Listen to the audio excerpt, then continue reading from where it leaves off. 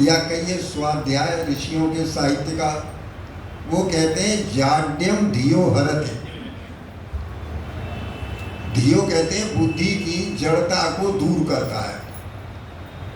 सत्संग जो है बुद्धि की जड़ता को, बुद्धि की मूर्खता को या बुद्धि की कमी को यूँ कहिए, सत्संग जो है बुद्धि की जड़ता को हरता है, दूर करता है।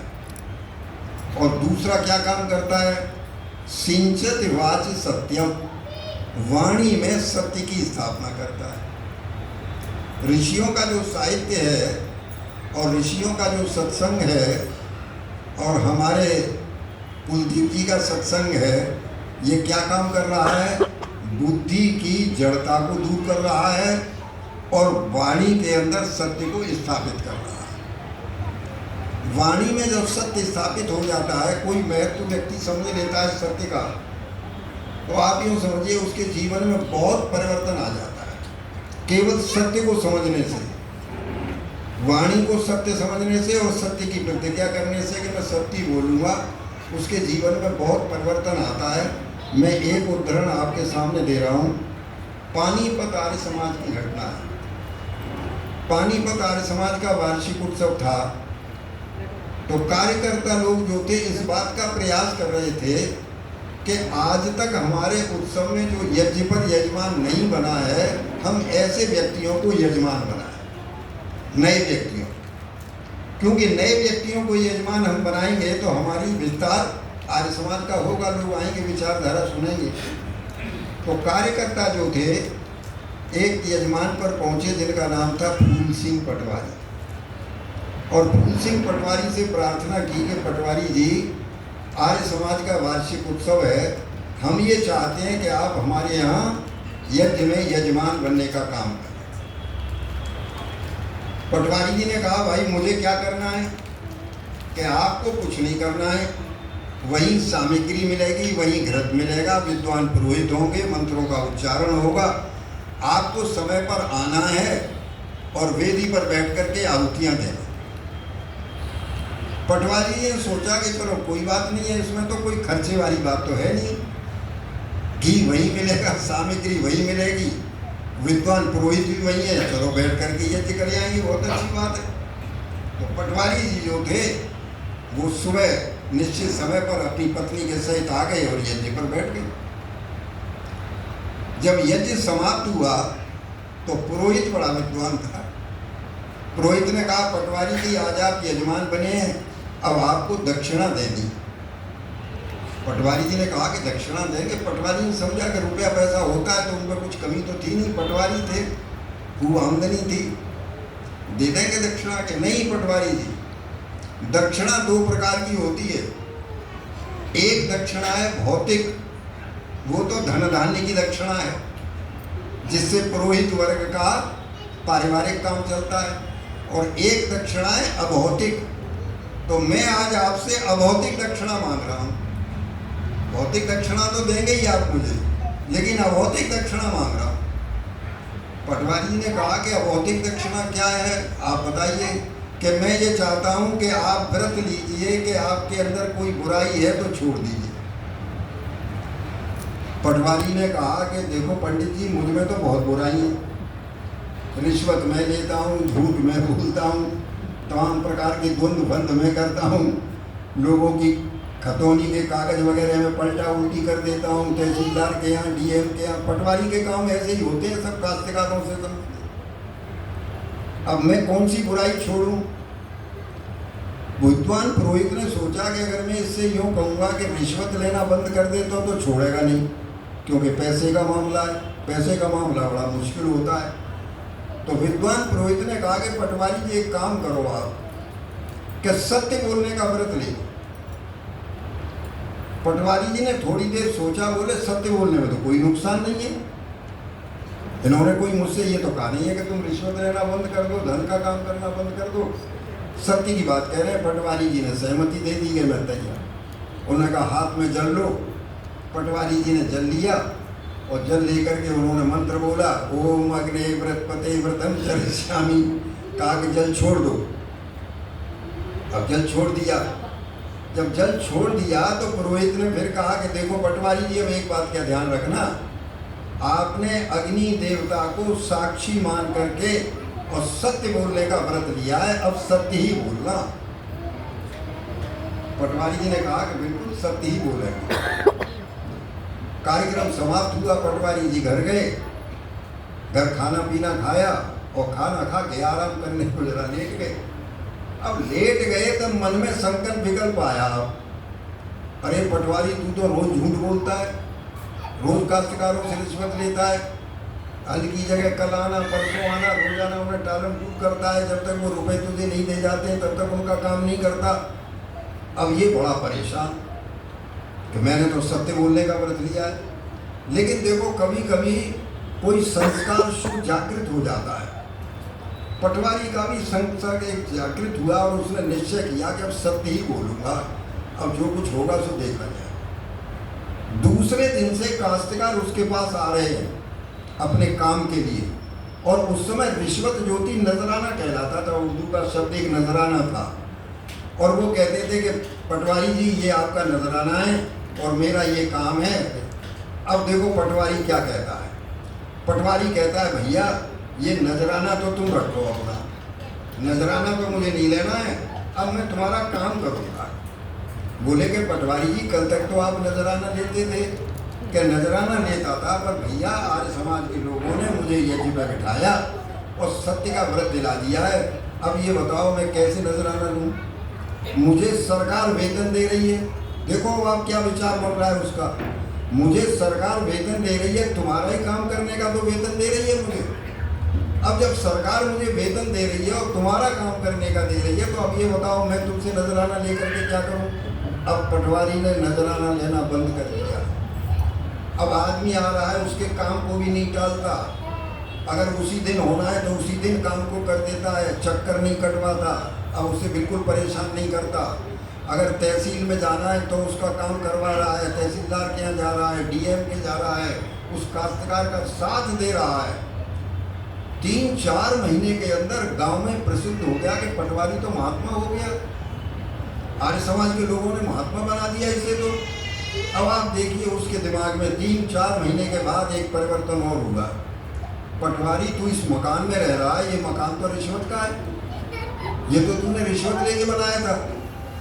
पटवारी सोचता है कि क्या करूं, देखो किराए का मकान लेता है, रिश्वत का मकान छोड़ देता है, खाली करता है और मकान को बेचता है। जब बेच दिया और बेच करके रुपया आया तब उसकी पत्नी ने प्रश्न किया, उसकी पत्नी भी बड़ी संजीदा थी। पत्नी ने कहा कि ये बताओ ये जो मकान बेच करके रुपया आया है ये रिश्वत का है कि ईमानदारी का है, ये रुपया ईमानदारी का कि रिश्वत का है। अब पटवारी कहता है कि रुपया तो रिश्वत का है, तो ईमानदारी का तो नहीं है कि हाँ ईमानदारी। तो अब ये बताओ इस रुपये का क्या करोगे, मकान छोड़ करके तुमने किराए का मकान लिया है, वहाँ रहने लगे हो, मकान बेच करके पैसा आया है, ये भी तो रिश्वत का है, रिश्वत के ही पैसे से आपने मकान बनाया था। अब पटवारी देखो कितना बड़ा निर्णय लेता है, जिससे उसने रिश्वत ली है, बड़ी बड़ी राशि उसे याद आ रही है, मैंने अमुक से रिश्वत ली थी, अमुक से अब उसे लौटाने जा रहा है और जाकर के कह रहा है भैया मैंने तुमसे रुपया गलत लिया था, मुझे लेना नहीं चाहिए था, ये तुम्हारी अमानत है, तुम इसे वापस। देखो पटवारी रुपया वापस कर रहा है और रुपया वापस करते करते एक जाट चौधरी थे, जाट चौधरी अड़ गए, बोले कि पटवारी रुपया वापस नहीं लूंगा। पटवारी ने कहा भैया ये तुम्हारी अमानत है, मैंने तुमसे गलत लिया था, मुझे नहीं लेना चाहिए था, आपका रुपया है, आप इसे वापस लो। वो जाट चौधरी कहते हैं देखो पटवारी जी मैंने काम कराया, काम के बदले तुम्हें रुपया दिया, अब अगर दिया हुआ रुपया मैं वापस लेता हूँ तो मैं फिर अपराधी हो गया, मैं अपने अंदर अनुभव करूँगा कि मैं दोषी हूँ, मैंने दिया हुआ रुपया वापस ले लिया। और आप जानते हो जाट चौधरी की एक बड़ी विशेषता होती है और उसके बाद में एक कहावत भी बड़ी प्रसिद्ध है कि अनपढ़ जाट पढ़ा जैसा और पढ़ा जाट खुदा जैसा, उसे फिर कोई नहीं समझा सकता। वो अड़ गया तो अड़ जाता है और उसी काम को करके रहता है। चौधरी ने रुपया लिया तो लिया ही नहीं, पटवारी ने पैर पकड़ लिए उसके कि चौधरी मुझे किसी तरह से ऋण कर दो, मैं ये रुपया, तो पंचायत हुई, फिर गांव में उस रुपए को ग्राम पंचायत को दिया गया और ग्राम पंचायत ने शुभ काम में उस रुपए को लगाया।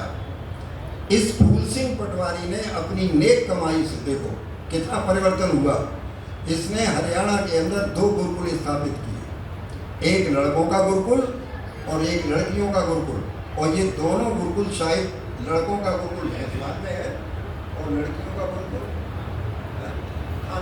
कानपुर, और ये लड़कियों का जो गुरुकुल कानपुर में है ना, ये गुरुकुल तो शायद ऑटोनोमस यूनिवर्सिटी हो गया होगा, हो गया होगा। देखिए अब आप प्रमाणित कर रहे हैं क्योंकि आप तो हरियाणा के रहने वाले ही। अब आप अंदाज करिए कि सत्संग जो है वाणी में जब सत्य को स्थापित करता है तब मनुष्य का कितना परिवर्तन होता है। एक पटवारी के जीवन में कितना परिवर्तन आया। तो ऋषि दयानंद ने जो सबसे बड़ा काम किया है, आप जरा उनके नियमों को पढ़ के देखिए। 5 नियमों में सत्य शब्द का इस्तेमाल है। पहला नियम, सब सत्य विद्या और जो पदार्थ विद्या से जाने जाते हैं सब सत्य विद्या। दूसरे में ईश्वर सत्य चित्त आनंद स्वरूप।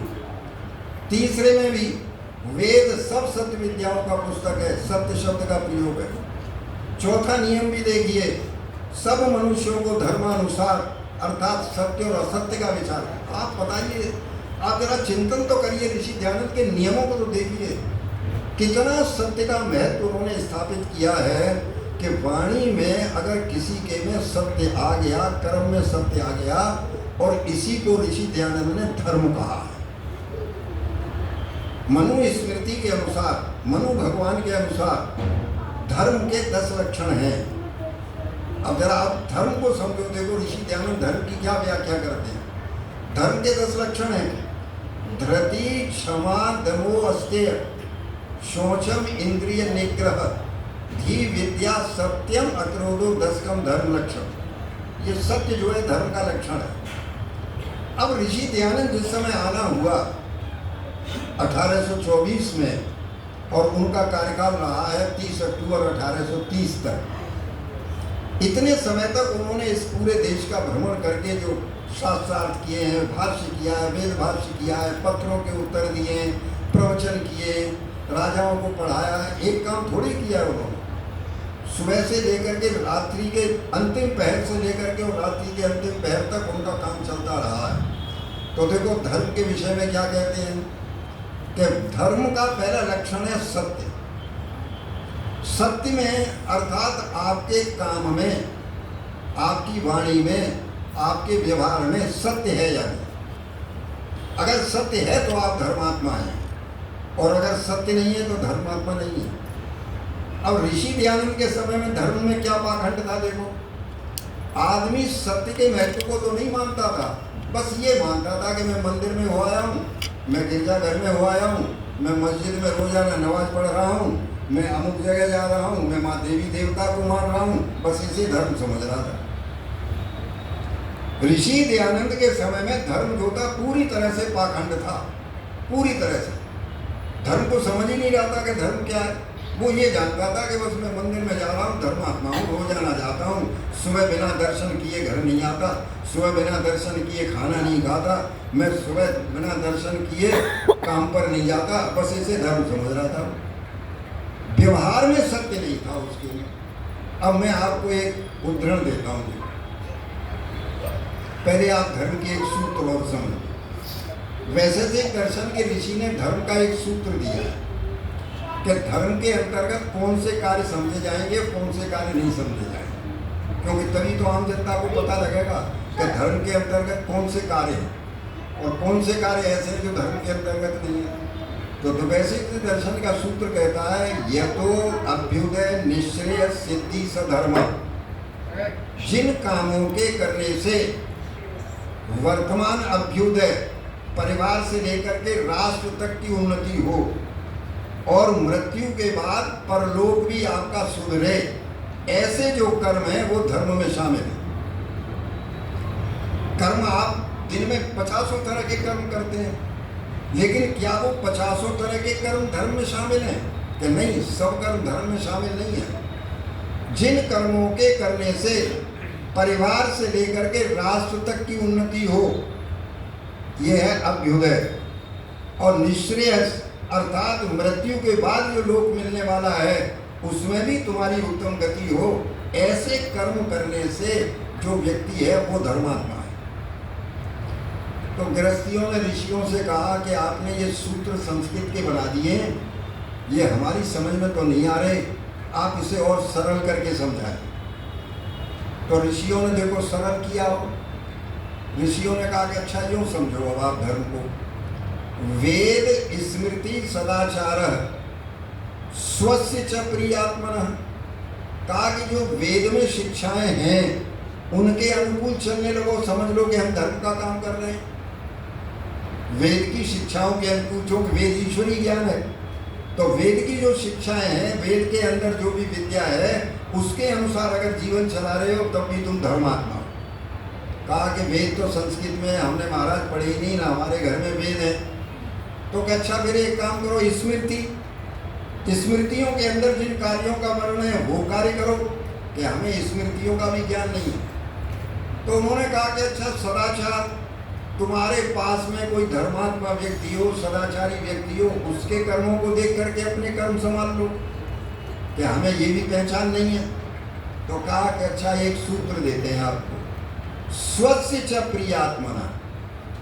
स्वस्य माने जो तुम्हें अपनी आत्मा को पसंद है वो कर्म तुम करते चलो, तब भी तुम धर्मात्मा हो। जैसे मान लीजिए मैं ये चाहता हूँ कि सब लोग मेरा सम्मान करें, तो मेरा भी कर्तव्य है कि मैं दूसरों का सम्मान करूं। मैं अपने लिए ये चाहता हूं कि मेरी बहन बेटियों का सब सम्मान करें, तो मैं भी दूसरी बहन बेटियों का सम्मान करूं। मैं ये चाहता हूं कि मैं अगर किसी दफ्तर में अपना काम कराने जाऊं तो मुझसे बिना रिश्वत लिए और वो मेरे काम को बहुत ईमानदारी से कर दे। मैं अपने लिए तो ये चाह रहा हूँ, लेकिन मैं भी तो किसी दफ्तर में बैठा हुआ हूँ और मेरे पास अगर कोई काम के लिए आ रहा है तो मैं बिना रिश्वत लिए उसका काम नहीं कर रहा हूँ। तो देखो कितनी सुंदर बात कही, स्वस्य च प्रियात्मना। जो व्यवहार तुम्हें अपनी आत्मा के लिए पसंद है वो व्यवहार तुम दूसरों के साथ करते रहो तो तुम धर्मात्मा हो। वो कर्म गलत नहीं होगा, क्योंकि आप अपने लिए चाह रहे हैं। एक चोर चोरी कर रहा है, लेकिन अगर उसके घर में कोई चोरी करता है तो वो उसे पकड़ता है, दंड देता है। अरे भाई तुम दूसरे के घर में चोरी कर रहे हो और वही काम कोई तुम्हारे घर में कर रहा है तो तुम्हें पसंद नहीं है। ये जो है स्वस्य च प्रियात्मना। तो आप देखो कितनी बात स्पष्ट ऋषियों ने कर दी। अब इस आदमी को तो हर एक कोई समझ सकता है। अच्छा आप ये बताइए, आप अपना बुरा चाहते हैं क्या? आपकी आत्मा अपना बुरा चाहती है क्या? कि नहीं चाहते, तो फिर आप भी किसी का बुरा मत करो। ये सीधा सा फॉर्मूला हो गया। ये जो धर्म की बात थी, ये ऋषि दयानंद ने जनता को समझाने का प्रयास किया।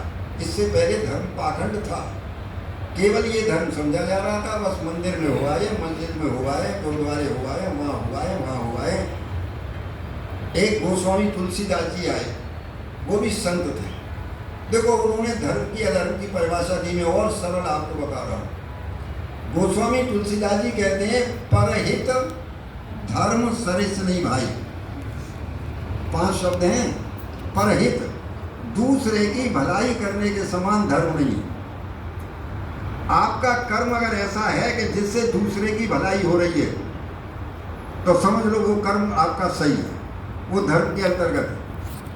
जिस कर्म के करने से आपको भी सुख मिल रहा है और आपके कर्म का जिस पर प्रभाव पड़ रहा है उसे भी सुख मिल रहा है, दोनों सुखी हैं, वो कर्म धर्म के अंतर्गत है। अब गोस्वामी जी देखो वह धर्म की परिभाषा भी करते हैं, पर पीड़ा सम नहीं अधमाई। ये भी 5 शब्द हैं। पर पीड़ा, दूसरे को दुख देने के समान अधर्म नहीं है। अब बोलिए ये तो बिल्कुल सरल है ना, इसमें तो कोई ऐसी बात नहीं है कि आप ये कहें कि हमारी समझ में नहीं आ रहा। ये संस्कृत के श्लोक है कि वेद मंत्र है। दूसरे को दुख देने के समान अधर्म नहीं है और दूसरे को सुख देने के समान ये धर्म है। अब हो गई। अब आप एक उदाहरण से समझो इसे। देश की आज़ादी के बाद मांस का चलन देश में बहुत बढ़ गया, बहुत ज़्यादा। इससे पहले न इतने अंडे थे बिकते थे, न इतना मांस मिलता था, न इतनी मांस की दुकानें थी, न इतने कट्टी खाने थे भारतवर्ष में, और न इतने पशु पक्षी काटे जाते। अच्छा ये बताओ, जो मांसाहारी व्यक्ति है, जो मांस का भोजन करता है, क्या उसे ये पता है कि ये जो मेरा भोजन है ये किसी जीव की हत्या की गई होगी तब मुझे मिला है? क्या वो खाते समय ऐसा सोचता है? अगर उसकी समझ में ये खाते समय आ जाए कि मैं जिस भोजन को कर रहा हूँ ये भोजन तो किसी जीव की हत्या की गई है तब मिला है, तो दूसरे प्राणी की हत्या करना दुख है या सुख है? जिस समय दूसरे प्राणी को मारा गया होगा, अच्छा बताओ वो तड़फा होगा कि नहीं तड़फा होगा? उसने बचने की कोशिश की होगी, लेकिन पुरुष जो है उसके हाथ पैर बांध देता है, काट देता है, ताकतवर होता है और 50 उपाय करता है और काट देता है। तो आप ये बताइए, दूसरे को दुख देना धर्म है या अधर्म है? लेकिन आज मांसाहारी व्यक्ति भी ये समझ रहा है कि मैं धर्मात्मा हूँ क्योंकि मंदिर में जा रहा हूँ रोजाना, मैं तो भगवान जी के 56 भोग लगाता हूँ, मैं तो हर सोमवार के मंदिर में जा रहा हूँ, मैं तो जो है चूल्हा चढ़ाता हूँ, मैं तो जो है जाने भंडारे करवाता हूँ, मैंने भगवान जी का मुकुट बना के धर्मात्मा समझ रहा है। लेकिन अपने मांस, अपने भोजन के लिए दूसरे प्राणी की हत्या हो रही है, उसे उसकी चिंता नहीं। गोस्वामी तुलसीदास जी कहते हैं, पर पीड़ा सम नहीं अजमाई। दूसरे को आपके व्यवहार से अगर पीड़ा हो रही है तो आप अधर्मात्मा हैं। आप चाहे मंदिर में जाओ चाहे कहीं जाओ, इससे कोई संबंध नहीं है। धर्म का संबंध आपके कर्म की पवित्रता से है। एक उदाहरण आपको देखो और देता हूँ, आप समझने की कोशिश करो। मैं प्रयास कर रहा हूँ इस धर्म के विषय को समझा, क्योंकि आज यही तो आडंबर बना हुआ है। सबसे बड़ी समस्या यही है मानव समाज की कि वो धर्म को नहीं समझ रहा। एक दूसरा उदाहरण, एक व्यक्ति है रोज मंदिर जाता है या मस्जिद जाता है या गिरजा, कहीं भी समझ लो, कोई भी पूजा पाठ करे, है ना, और वो 56 भोग भी लगाता है, मंदिर में दान भी देता है, सब कुछ करता है, मुकुट भी बनवाता है। लेकिन वो व्यक्ति जो है वो मान लीजिए दवाइयों का उसका बनाने का काम है, फैक्ट्री है दवाई बनाने की, मेडिसिन बनाता है। हमारे आगरे में एक बार समाचार पत्र में निकला कि आगरा जो है नकली दवाइयों का अड्डा है। नकली दवाइयों का सब जगह बिकती हैं, आगरा ज़्यादा अड्डा होगा नकली दवाइयों का। अब ये जो नकली दवाइयाँ बना बना के बेच रहा है और रोज मंदिर भी जा रहा है, दवाई बेच रहा है, सब काम कर रहा है। अच्छा, इस व्यक्ति ने क्या ये सोचा है कि ये जो मैं नकली दवाइयाँ बना करके तैयार कर रहा हूँ और ये दवाइयाँ डॉक्टर लोग प्रेस्क्राइब करेंगे और रोगी लोग खाएंगे, तो क्या रोगी बचेगा कि मरेगा? इसके मस्तिष्क में ये है कि मुझे रुपया कमाना, मेरी कोठी बन गई है, बहुत अच्छी बात है, लग्जरी गाड़ी खरीद ली है, मैंने बहुत बढ़िया टीवी ले लिया है, 100 सेट लाखों रुपए का ले लिया है, लाखों रुपए का मैंने घर का सामान बनाया है, मैं लग्जूरियस लाइफ है। लेकिन इसने कभी अपने दिमाग में ये नहीं सोचा, वो धर्मात्मा समझ रहा है कि मैं तो मंदिर में जा रहा हूँ। लेकिन आप ये बताइए कि उसकी दवाइयाँ खाने से किसी के तो पिता की मृत्यु हो गई, किसी का भाई मर गया, किसी की पत्नी मर गई, किसी का कुछ और हो गया। अच्छा, उसका घर बर्बाद हो गया कि नहीं हो गया? इस व्यक्ति ने अपना रुपया कमाने के लिए और केवल इस पाखंड में कि मैं तो मंदिर जा रहा हूँ, भगवान जी की रोज पूजा कर रहा हूँ, इसने कितने परिवारों का विनाश कर दिया। एक बात, एक दूसरा चिंतन और आपको दे रहा हूँ, आप देखना समाज की दशा को। ये बनाने वाला हिंदू है, अच्छा, और दिल्ली के अंदर मान लो हिंदुओं की आबादी है। अच्छा, इस व्यक्ति ने बोलो हिंदू होकर के हिंदुओं को ही मारा है कि नहीं मारा है? सोचना जरा दिमाग में, इसने हिंदू होकर के हिंदुओं को ही मारा है कि नहीं मारा है? नकली दवाइयां बेच के किसी की पत्नी मर गई है, किसी का भाई चला गया है, हिंदू है, नकली दवाइयां बना रहा है, जानता है दिल्ली की जनता हिंदू है, मेरी दवाइयां दिल्ली में बिकेंगी, जनता मरेगी। तो अच्छा बताओ, हिंदू होकर के हिंदू को ही मार रहा है, ये धर्मात्मा है क्या? धर्मात्मा। अब ये निर्णय आपको करना है। मैंने तो आपके सामने उदाहरण प्रस्तुत किए धर्म को समझाने के लिए। ऋषि दयानंद कहते हैं कि यदि तुम्हारे कर्म में सत्यता है तब आप धर्मात्मा हैं, और नहीं तो आप धर्मात्मा नहीं है, आप समाज की हानि कर रहे हैं, आप समाज के लोगों को बर्बाद कर रहे हैं अपने स्वार्थ के लिए, केवल अपने स्वार्थ के लिए कि मेरी पोटी बन जाए, मेरा रुपया हो जाए। मान लीजिए एक और उदाहरण देता हूँ, मैं हूँ सरसों के तेल का व्यापार करता हूँ। मैंने सोचा कि और लोगों ने, उसने कार खरीद ली है, उसने कोठी बना ली है, अरे उमेश तू भी तो कुछ कर। तो मैंने कहा चलो सरसों का तेल बेचते हैं। अब मैंने नकली सामान उसमें सरसों के तेल में मिला मिला के शुरू किया, और मैंने जब तेल बेचा, माताओं बहनों ने, सरसों के तेल से काजल भी बनता है, लोगों ने काजल बनाया अपने बच्चों की आंखों में लगाने के लिए। अब तेल नकली था, मैंने रुपया कमाया। अच्छा, बच्चों के जब आंखों में लगाया गया तो बेचारे अंधे हो गए, आंखें की रोशनी खत्म हो गई। माताओं के खाया कच्चा तेल, वो तेल खाया मेरा, किसी का लिवर खराब हो गया, किसी की किडनी खराब हो गई। अच्छा, मैंने तो रुपया कमा लिया, और मैं रोज मंदिर जा रहा था, वहाँ बंद, मैं 56 भोग लगाता था और भगवान जी के मत्था टेकता था। आप मुझे धर्मात्मा कहेंगे या अधर्मात्मा कहेंगे? कितने घर बर्बाद कर दिए, कितने बच्चों की आगे मैंने बर्बाद कर दी। इसलिए याद रखना, सत्संग में आप आर्य समाज के में बैठे हुए हैं, अगर आप असत्य का जीवन जी रहे हैं तो आप किसी भी प्रकार से धर्मात्मा नहीं है। आपके व्यवहार से जनता को दुख हो रहा है या सुख हो रहा है, ये देखना कर्तव्य है आपका। एक बात। दूसरी चीज, कर्तव्य का पालन। हमारे संस्कृत साहित्य में धर्म शब्द का कोई पर्यायवाची शब्द नहीं है। इंग्लिश ट्रांसलेशन रिलीजन है, लेकिन रिलीजन शब्द से भी जो धर्म का आशय वो नहीं प्रकट होता रिलीजन है। हमारे यहाँ धर्म का अगर पर्यायवाची है तो सत्य है, धर्म का पर्यायवाची अगर कुछ भी कह सकते हो तो कर्तव्य है, कर्तव्य का पालन। अब कर्तव्य का पालन है, जैसे 4 आश्रम है हमारे जीवन के, ब्रह्मचर्य आश्रम है, गृहस्थ आश्रम है, वानप्रस्थ है, संन्यास है। अब इन आश्रमों के अलग अलग कर्तव्य हैं। जो मनुष्य अपने आश्रम के अनुसार कर्तव्यों का पालन नहीं करता वो भी धर्मात्मा नहीं। कर्तव्य का पालन, जैसे ब्रह्मचर्य आश्रम है। अब ब्रह्मचर्य आश्रम के 2 कर्तव्य हैं, विद्या प्राप्त करना और शरीर को बलवान बनाना, ये ब्रह्मचर्य आश्रम है। अब एक लड़का अगर अपने ब्रह्मचर्य आश्रम में अपने शरीर की बर्बादी करता है, ब्रह्मचर्य जीवन व्यतीत नहीं करता, विद्या प्राप्त नहीं करता, वो कर्तव्य का पालन नहीं कर रहा है, तो वो धर्मात्मा नहीं है। क्योंकि 25 वर्ष के जीवन को निकल जाने के बाद वो जीवन भर दुख भोगेगा, जीवन भर ही दुख भोगेगा।